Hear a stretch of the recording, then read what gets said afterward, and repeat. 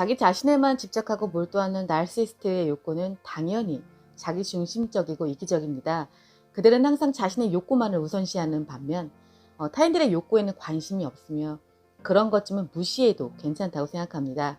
나르시시스트의 자기중심성은 단지 욕구만이 아니라 감정과 사고 등 모든 영역에서 일관되게 드러나죠. 그들은 자신의 욕구와 소망, 감정, 사고만 중시할 뿐 상대방의 욕구나 소망, 감정, 생각 등은 고려하지 못합니다. 그래서 항상 자신의 욕구나 기분, 생각이나 기준을 맨 앞에 세워놓을 뿐 아니라 그것을 다른 사람들에게 일방적으로 강요합니다. 그들은 양보와 타협 대신 노골적인 방식이든 은근한 방식이든 집요하게 타인과 환경을 자신이 원하는 대로 바꾸려고 시도합니다. 나르시시스트가 가지는 대표적인 자기중심적 욕구 세 가지 한번 알아볼게요. 1. 병적인 자기애입니다. 나르시시스트의 관심은 온통 자기 자신에게 쏠려 있으므로 그들은 본질적으로 외부 세계에 관심이 없어요.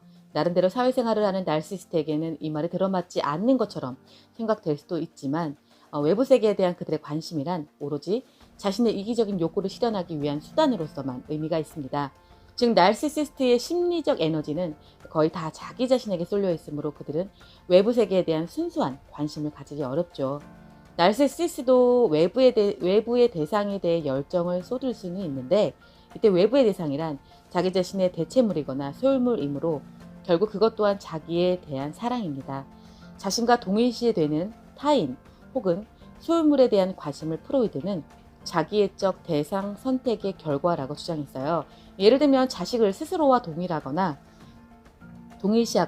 소유물로 간주해 지나치게 집착하는 부모는 실제로는 자식을 사랑하는 게 아니라 자기 자신을 사랑할 뿐이라는 것입니다. 이렇게 자신에 대한 집착은 흔히 명예, 재산, 배우자, 자식, 육체적 힘, 외모, 지성, 재치 등에 대한 지나친 관심과 민감성으로 나타나곤 합니다. 그렇지만 그 어떠한 경우에도 나르시시스트는 자신과 관련이 없는 순수한 외부 세계 대상에 대해서는 관심이 없으며 사랑도 할 수 없습니다. 두 번째, 무한한 성공욕과 권력욕입니다. 나르시시스트는 성공해야만 대중의 사랑을 받을 수 있다고 믿어요. 자신을 위대한 인물이라고 착각하므로 자신이 크게 성공해야 한다고 생각합니다. 그 결과 그들은 결코 만족할 줄 모르는 무한한 성공 욕구를 가지게 됩니다. 이러한 성공욕은 흔히 자신이 최고의 배우자를 만나 화려하고 낭만적인 사랑을 해야 마땅하다는 과대망상으로 이어지기도 하고요. 여성은 백마탄 왕자를, 남자는 절세의 미모를 가진 공주를 원하는 식으로 이상적인 사랑을 희구하는 것입니다. 나아가 나르시시스트는 단지 이상적인 이성뿐만 아니라 전반적으로 이상화인 타인에게 집착하는 경향이 있어요. 권력은 자신의 우월감을 확인시켜주는 중요한 수단이며 자기 중심적 욕구를 마음껏 실현하게 해주는 힘을 제공하므로 나르시시스트는 대체로 권력욕이 심합니다. 그들은 능력 있고 힘 있는 상류층이나 명망 있는 사람들과 함께 어울리는 것, 자신을 숭배하고 찬양하는 대중들한테 떠받들리는 걸 매우 좋아합니다. 또한 무제한적으로 명예, 능력, 재물, 권력, 높은 지위, 아름다움, 이상적 사랑 등을 추구하므로 그것을 실현하는 데 도움이 될 만한 인물들에게 본능적으로 접근하고 친교를 맺으려 합니다. 왜냐하면 그 모든 것들이 결국 자신을 한층 높이고 돋보이게 해줌으로써 사랑받고자 하는 욕구, 이기적인 욕구를 충족시키는 데 이바지하기 때문이죠. 그러나 점점 더 큰 권력을 주게 되더라도 나르시시스트는 타인들과 건강하고 친밀한 대인관계를 맺지 못하므로 항상 사회적, 심리적 외톨이 신세를 면할 수가 없어요. 즉 사회적 힘이 있거나 재능이 뛰어난 나르시시스트는 피상적으로는 유력한 사람들과 두루두루 친하게 지내는 듯하지만 진정한 친구는 단 한 명도 갖지 못해 끝모를 외로움과 고독으로 눈물을 흘리며 살아가는 존재입니다. 세상으로부터 사랑받고 인정받기를 원하는 나르시시스트의 욕구는 워낙 고질적이어서 그것을 만족시키기란 밑빠진 독에 물 붓기처럼 불가능하게 가깝죠. 비유적으로 말하면 50만큼 사랑을 받아도 배가 고파 100만큼을 원하게 되고 100만큼 사랑을 받아도 여전히 배가 차지 않아서 200만큼 사랑을 원하게 된다는 것입니다. 이런 식으로 나르시시스트는 결코 만족할 줄 모르기 때문에 언제나 더 큰 인정과 보상을 추구하게 되고 그 결과 무한한 성공욕과 권력욕의 포로가 됩니다. 세 번째, 지나친 통제욕입니다. 나르시시스트는 줄기차게 남을 통제하려고 하고 그것을 위해 다양한 방법들을 사용하는데요. 위장된 친절과 관심, 거짓말과 장밋빛 공약, 적대감 고취와 이간질, 죄의식이나 미안함 느끼게 하기, 겁주기와 비난 등 동원할 수 있는 모든 수단을 동원해 타인을 통제하려 한다.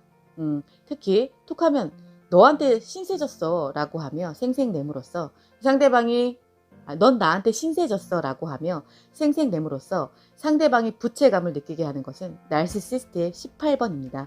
물론 자신이 신세를 진 것은 거의 언급하지 않죠.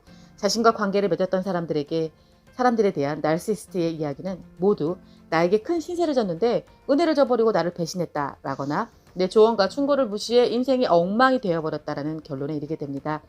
나르시시스트는 남에게 지시받거나 간섭받는 것을 참지 못해요. 즉 자신에 대한 아주 사소한 통제조차 허락하지 않는 것입니다.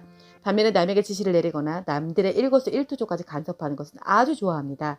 나르시시스트는 일단 가까운 관계가 되면 아주 세세한 부분까지 참견하고 간섭합니다. 예컨대 걸음걸이, 옷차림, 식사 예절, 자세, 사람들과의 대화 방식, 말투, 간단한 돈 문제, 사소한 집안일 등에 대해서 일일이 간섭하고 참견합니다. 만약 허락을 받지 않고 버스가 아닌 택시를 타거나 마음에 드는 물건을 구매하는 등 독자적인 행동을 시도하면 그들은 비난하거나 신경질을 내므로써 통제권을 강화하려 합니다.